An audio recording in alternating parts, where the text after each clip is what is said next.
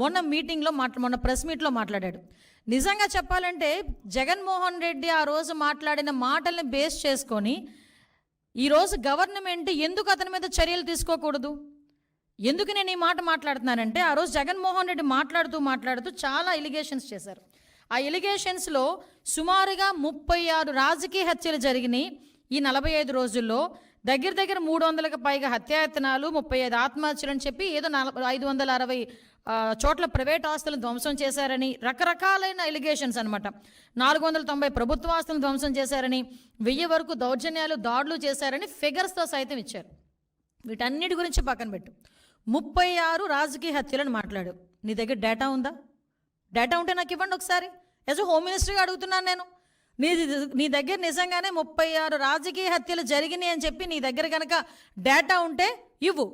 Data లేకపోతే ఎందుకు అలా చేసావు? నీ మీద ఎందుకు చర్య తీసుకోకూడదు పులివెందుల ఎమ్మెల్యే జగన్మోహన్ రెడ్డి నీ మీద? ఒకసారి చెప్పాలి.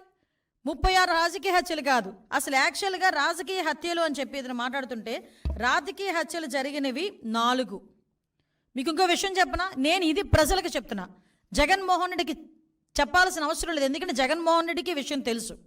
కానీ ఏదో రకంగా గవర్నమెంట్ మీద బురద జల్లాలి కాబట్టి, చంద్రబాబు నాయుడు గారి మీద బురద జల్లాలి కాబట్టి, ఏదో రకంగా అడ్డదారి తొక్కైనా మళ్ళీ ఏదో రకంగా సీఎం కుర్చీలో కూర్చుని పోవాలని కలలకు అంటున్నాడు. కాబట్టి ఈరోజు మా మీద బురద చల్లడానికి 36 రాజకీయ హత్యలు, 300 మంది దాడులు, అవి ఇవని చెప్పి ఫిగర్స్ సైతం చెప్తున్నాడు.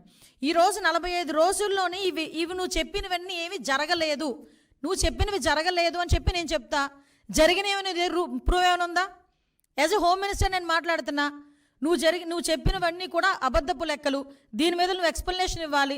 దీని మీద నేను కేసు పెట్టాలనుకుంటున్నాను. ఎందుకు కేసు పెట్టకూడదు? ఎందుకు చర్యలు తీసుకోకూడదు జగన్మోహన్ రెడ్డి మీద ఈరోజు ప్రభుత్వం మీద? అప్పుడు నిజంగా జరిగిన ఇన్సిడెంట్లే. రంగనాయకమ్మ గారు జరిగిన ఇన్సిడెంట్ అమరావతి గురించి ఒక చిన్న పోస్ట్ పెట్టారని సిఐడి వాళ్ళని పంపించి, ఆవిడ వయసును కూడా పక్కన పెట్టి వాళ్ళ చేత విచారణ జరిపించి సిఐడి ఆఫీసులో కూర్చోబెట్టి విచారణ చేపట్టావు. ఇలాంటి సంఘటనలు గౌతు శిరీష గారు ఒక చిన్న పోస్ట్ గవర్నమెంట్కి వ్యతిరేకంగా పెట్టారని సిఐడి నోటీస్ ఇచ్చి ఆవిడ సిఐడి ఆఫీసులో కూర్చోబెట్టావు. చింతకాయల విజయ్ గారిని, ఇలా చాలామంది మా టీడీపీ లీడర్లని కాకుండా జనసేన లీడర్లని కూడా గవర్నమెంట్ మీద యాడ్వర్స్గా తప్పుగా ఒక పోస్ట్ పెడితేనే, నిజం అయినప్పటికీ కూడా తప్పుగా మీకు వ్యతిరేకంగా ఒక పోస్ట్ పెడితేనే సిఐడి ఆఫీసులను తీసుకొచ్చి నువ్వు కూర్చోబెట్టి చర్యలు తీసుకొని మా మీద ఎంక్వైరీలు వేసావు. ఈ రోజుకి కేసులు నడుస్తున్నాయి, ఈ రోజుకి కేసులు సంబంధించి కోర్టుల చుట్టూ తిరుగుతున్నారు. మరి ఇంత డెలిబరేట్గా ఒక శవాన్ని అంటే పలకరించడానికి వెళ్ళి, అక్కడ ఏదో హత్య జరిగింది, ఆ కుటుంబాన్ని పరామర్శించడం మానేసి బయటకు వచ్చి నువ్వు గవర్నమెంట్ మీద ఎలిగేట్ చేసావు. ఎలిగేట్ చేసేటప్పుడు ఎన్ని హత్యలు జరిగినాయి అని ఇలాగని చెప్పి తప్పుడు లెక్కలు నువ్వు ఎందుకు ఆధారాలు చూపించాలి? ఈరోజు నేను చెప్తున్నా, ఒక హోమ్ మినిస్టర్గా ఇక్కడ పొలిటికల్ మర్డర్స్ అనేవి 4 జరిగినాయి. మీకు ఇంకో విషయం చెప్పనండి, ఆ 4 కూడా 3 టీడీపీ వాళ్ళే చచ్చిపోయారు. తెలుసా మీకు? అందులో ఒకడే వైసీపీ వాడు చనిపోయింది. నేను క్రైమ్ నెంబర్తో సైతం ఇస్తా. క్రైమ్ నెంబర్ 137/24, అది దుగ్గిరాల పిఎస్లో 4/6 జూన్ 4వ తారీఖున జరిగింది. చనిపోయింది కాసిం, చంపింది కమల్, వైసీపీ అతను. కావలిస్తే మీరు political rivalry, accused belong to YCP and deceased to TDP. Due to political rivalry he was killed. The deceased was wearing TDP scarf and moving around which lead of alteration. What అలాంటిది ఇంకొకటి క్రైమ్ నెంబర్ 92/24 వెల్దుర్తి 9వ తారీఖున జరిగింది. Deceased TDP M Girinath Chowdary, TDP అతను చనిపోయాడు. సూదేపల్లి రమేష్ ఇతరులు YCP వాళ్ళు accused, అది కూడా political rivalry. Crime number 92/24 Putluru, అక్కడ మాత్రమే ఎరకయ్య అని ఒక వైసీపీ అతను చనిపోయాడు. అక్కడ నరసింహస్వామి అండ్ అదర్స్ టీడీపీ వాళ్ళు ఉన్నారు. Next 4th one 148/24 Rayadurgam PS 9th జరిగింది. ఇది గొల్ల ఆదికేశవులు టీడీపీ ఆయన్ని చంపేశారు. ఎవరు? వైసీపీ వాళ్ళు, కేశవరెడ్డి అండ్ అదర్స్. ఇవన్నీ కూడా పొలిటికల్ మర్డర్స్ జరిగినవి 4. ఆ 4లో 3 చనిపోయింది టీడీపీ వాళ్ళు. ఈరోజు నువ్వు ఏ మొహం పెట్టుకుని 36 హత్యలు, పొలిటికల్ హత్యలు జరిగినాయని చెప్పి ప్రజలను భయభ్రాంతులు చేయడానికి సిద్ధపడుతున్నావు? ఇంకా నీ మాటలు నమ్మేస్తారని అనుకుంటున్నావా జగన్మోహన్ రెడ్డి, పులివెందుల ఎమ్మెల్యే? ఇంకా నీ మాటలు నమ్మేస్తారని జనాలు అనుకుంటున్నావా? దీనికి ఒక ప్రైమ్ మినిస్టర్కి నువ్వు లెటర్ రాసి రాష్ట్రపతి దగ్గరికి వెళ్ళి రాష్ట్రపతి పాలన విధించాలి, ఇక్కడ రాజ్యాంగం అన్నది భ్రష్టు పట్టిపోయిందని నువ్వు మాట్లాడుతున్నావు కదా. అసలు విషయం చెప్పను ఒకసారి. ఆంధ్రప్రదేశ్ హైకోర్టు తమరు 2019లో పీఠం ఎక్కిన తర్వాత 2020లోనే ఇక్కడ కాన్స్టిట్యూషనల్ బ్రేక్ డౌన్ జరుగుతుందని డైరెక్ట్గా హైకోర్టు ఆ రోజు మాట్లాడింది. దీనికేం సమాధానం చెప్తావు? ఆ రోజు 14 సంవత్సరాల సీఎం తర్వాత ఇప్పుడు మళ్ళీ సీఎంగా ఉన్నారు చంద్రబాబు నాయుడు గారు. ఏ రోజైనా అతని హయాంలో అతని అడ్మినిస్ట్రేషన్లో ఇలాంటి కామెంట్ ఏ కోర్టు అయినా ఎవరైనా చేయగలిగారా? ఒకసారి చెప్పండి. నువ్వు పీఠం ఎక్కిన ఒక సంవత్సరంలోనే, సీఎం అయిన సంవత్సరంలోనే ఆంధ్రప్రదేశ్ హైకోర్టు ఇలా మాట్లాడింది నీ మీద. ఇది అథెంటికేషన్. నేనేం వేగ్గా మాట్లాడట్లా, అబద్ధం చెప్పట్లా నీకులాగా. అంటే నువ్వు ఈరోజు పొలిటికల్గా మన కాన్స్టిట్యూషన్ బ్రేక్ డౌన్ అవుతుందని చెప్పి రాష్ట్రపతి పాలన విధించాలని ఏకంగా మాట్లాడుతున్నావంటే నీకు ఎంత తహతహగా ఉందో అధికార పీఠంలో కూర్చునిపోవడానికి నాకు అర్థం. అంటే అధికారం కోల్పోయి నెల రోజులకే ఏ రకంగానైనా దొడ్డిదారిని ఎలా అయినా వెళ్ళిపోవాలని ప్రజల్ని మభ్యపెట్టడానికి నువ్వు చేస్తున్న మైండ్ గేమ్ క్లియర్గా జనాలకు అర్థం కావాలనే ఉద్దేశంతోనే నేను ఈరోజు ప్రెస్ ముందు కూర్చున్నా.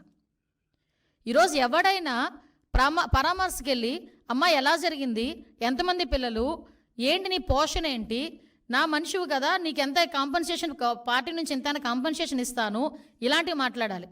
అతగాడు ఏం మాట్లాడాడండి? నీకు అమ్మఒడి వచ్చిందా, అమ్మఒడి నేను ఉంటే ఇచ్చేవాడిని, వసతి దీవెని ఇచ్చేవాడిని, ఇప్పుడు చంద్రబాబు నాయుడు గారు అవన్నీ ఇచ్చారా, అవన్నీ అయినాయా, ఇవన్నీ మాట్లాడతాడు ఎవడైనా? మైండ్ దొబ్బిందని తెలుసు. మరీ ఇంతలాగా జగన్మోహన్ రెడ్డికి పరామర్శ అంటే నేను ఎందుకు క్లియర్గా ఎక్స్ప్లెయిన్ చేస్తున్నానంటే అతను పొలిటికల్గా ఒక ప్లాట్ఫామ్ గురించి ఎత్తుక్కుంటున్నాడు. దానికి మాచర్ల అనే ఇష్యూని క్రియేట్ చేసుకున్నాడు. వినుకొండ అనే ఇష్యూని క్రియేట్ చేసుకున్నాడు. ఆ వినుకొండలో జరిగిన ఇన్సిడెంట్ గురించి పర్టికులర్గా దాని మీద ఏదో రకంగా వెళ్ళి బురద జల్లాలనే ఉద్దేశంతో అతను వెళ్ళి అక్కడ మాట్లాడాల్సిన మాటలు మానేసి హత్య జరిగిన చోట రషీద్ గురించి మాట్లాడడం మానేసి, రషీద్ గారి తాలూకా కుటుంబం గురించి మాట్లాడడం మానేసి ఫోటోలు చూపిస్తున్నాడు. ఎస్, నేను ఉన్నట్టే ఫోటోలు చూపించావు. ఫోటోలు చూపించినప్పుడు ఏం చెప్పావు? ఎమ్మెల్యే గారి భార్యకి కేక్ తినిపించావు. 10 సార్లు నొక్కి నొక్కి నొక్కి నొక్కి చెప్పావు. మా వాళ్ళు సోషల్ మీడియాలో వేస్తున్నారు, భారతి గారితో ఫోటో ఉంది అతనికి సెల్ఫీ. మరి ఎమ్మెల్యే గారి తాలూకా ఒక్క జిలానీనే హత్య చేశాడు, జిలానీనే అరెస్ట్ చేశారు, మిగతా వాళ్ళందరినీ ఎందుకు అరెస్ట్ చేయలేదు, ఇతనితో ఇంతమంది ఫోటోల్లో ఉన్నారు అని నువ్వు అన్నప్పుడు భారతి గారిని కూడా అరెస్ట్ చేయాలా? నిన్ను కూడా అరెస్ట్ చేయాలి. ఎందుకంటే నీతో కూడా సెల్ఫీ ఉంది, నేను చూపించమంటే చూపిస్తా. భారతి గారితో సెల్ఫీ ఉంది. ఎందుకంటే ఇంతకుముందు మీ పార్టీలో చాలా యాక్టివ్ పార్టిసిపెంట్ కదా. వాళ్ళ మధ్యలో ఉన్న వర్గ విభేదాలతో ఒకరినొకరు అక్కడ చంపుకోవడం అనేది తప్పు. నేను దానికి ఏకీభవించట్ల. చంపుకోవడం అనేది ఎట్టి పరిస్థితుల్లో అంత బ్రూటల్గా చంపడం అనేది తప్పు. ఇమ్మీడియట్గా అరెస్ట్ జరిగింది, రిమాండ్కి పంపించాం. ఎక్కడ కూడా ఎటువంటి ఇబ్బంది కలగకుండా చూసుకున్నాం. నువ్వు వెళ్ళి రెచ్చగొడుతున్నావు. మళ్ళీ అక్కడికి వెళ్ళి వినుకొండ నువ్వు వెళ్ళి అక్కడ రెచ్చగొట్టి నువ్వు మళ్ళీ తిరిగి మాట్లాడితే పరిస్థితి వచ్చిందంటే ఒకసారి నీ తాలూకా మైండ్ సెట్ ఒకసారి ఆలోచించు.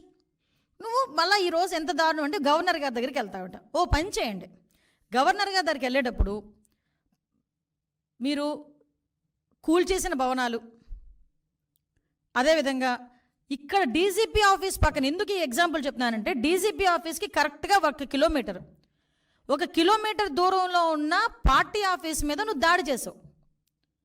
ఈరోజు చంద్రబాబు నాయుడు గారు చలో ఆత్మకూరు పెడితే అక్కడికి వెళ్ళి చంద్రబాబు నాయుడు గారి ఇంటి గేట్లకి వెళ్ళి పెద్ద పెద్ద రాడ్లు తాడ్లు కట్టి బంధించావు.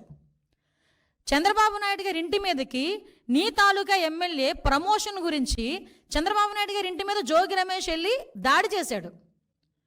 ఇలాంటి సంఘటనలు మా తోట చంద్రయ్య అనే బీసీ వ్యక్తిని జై జగన్ అన్నందుకు పీక కోసి చంపేశావు. మరి వీటన్నిటి మీద మేమెవరి దగ్గరికి వెళ్ళాలి?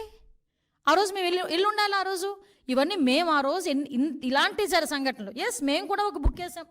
ఆ రోజు జరిగిన సంఘటనలన్నీ నేను అథెంటికేషన్గా ఉమెన్ ప్రెసిడెంట్గా ఉండేటప్పుడు మహిళా కమిషన్ చైర్పర్సన్ దగ్గరికి వెళ్ళి అమ్మ ఇంతమంది మీద అఘాయిత్యాలు జరిగినాయి, ఇంతమంది మీద హత్యలు జరిగినాయి, విత్ క్రైమ్ నెంబర్స్ నేను తీసుకెళ్ళి ఇచ్చాను. నీ దగ్గర అలాంటి అథెంటికేషన్ ఏదైనా ఉందా? నీ దగ్గర అలాంటి ప్రూవ్ ఏమైనా ఉందా? తీసుకొచ్చి చూపించు. నేను ఈరోజు హోమ్ మినిస్టర్ హోదాలో అడుగుతున్నా. నేను మానేసి వేగ్గా మైక్ ఉంది కదా, నాకు ఒక ఛానల్ ఉంది కదా, నోటుకు వచ్చినట్టు మాట్లాడతాను, ప్రిపేర్ అయ్యి వచ్చాను, ఎవడు మధ్యలో అడ్డగించొద్దు, ఎవడు మధ్యలో ఆపొద్దు అని చెప్పి నోటుకు వచ్చినట్టు మాట్లాడేస్తానంటే ఎందుకు చట్టం ఊరుకోవాలి అని అడుగుతున్నా. ఆ రోజు నువ్వు ఎవరినైతే ఉపయోగించుకొని, పోలీసులను ఉపయోగించుకొని ఎంతమంది మీద ఇబ్బంది పెట్టావు. ఈరోజు పోలీసులకి సంబంధించి నేను చూస్తూ ఉంటే నిజంగా చాలా బాధ అనిపిస్తూ ఉంది నాకు. వాళ్ళ పరిస్థితి ఏంటా అంటే, ఈరోజు కనీసం పోలీసు వ్యవస్థ ఒక ఇన్వెస్టిగేషన్కో, మీకు విషయం చెప్పాలండి, ఇక్కడ ఫోరెన్సిక్ ల్యాబ్ కేవలం అమరావతిలో ఉన్న పాపానికి దానికి సంబంధించి డబ్బులు కూడా ఇవ్వలే, తెలుసా మీకు? మళ్ళీ ఈరోజు మేము 9 కోట్ల సెంట్రల్ గవర్నమెంట్ నుంచి తెచ్చుకున్నాం. దానికి ఒక అమరావతిలో ఉన్నది అన్న ఒకే ఒక పాపానికి అమరావతిని కిల్ చేయాలి కాబట్టి అక్కడ జరిగే ఫోరెన్సిక్ ల్యాబ్ను కూడా మీరు కిల్ చేసేసావు. ఒక వెహికల్స్ లేవు, సీసీ కెమెరాస్ లేవు, మెయింటెనెన్స్ లేదు, ఈవెన్ ఫింగర్ అథెంటికేషన్ అది లేదు. వాటన్నిటికీ కూడా ఈరోజు అంటే అన్నీ కూడా నిర్వీర్యం చేసి కేవలం నీ దగ్గర నీ కాపలాకి 1000 మంది పోలీసులను ఇంటి దగ్గర పెట్టుకొని, నువ్వు రోడ్డు మీద వెళ్తే పరదాలు కట్టడానికి, నువ్వు రోడ్డు మీద వెళ్తే చెట్లు నరగడానికి, నువ్వు రోడ్డు మీదకి వెళ్తే బారికేడ్స్ చేయడానికి, నీకు కాపలా చేయడానికి మాత్రమే 5 సంవత్సరాలు పోలీసులను ఉపయోగించుకున్నావు. దాంతోపాటు టీడీపీ లీడర్స్ దగ్గర ఎవరు ఇంట్లోంచి బయటకు రాకుండా ఉండడానికి. ఈ నెల రోజుల్లో చంద్రబాబు నాయుడు గారు అవుట్డోర్ ప్రోగ్రామ్స్ ఎన్ని చేశారండి? ఎక్కడైనా పరదాలు కట్టారా? ఎక్కడైనా బ్యారికేడ్ వేసారా?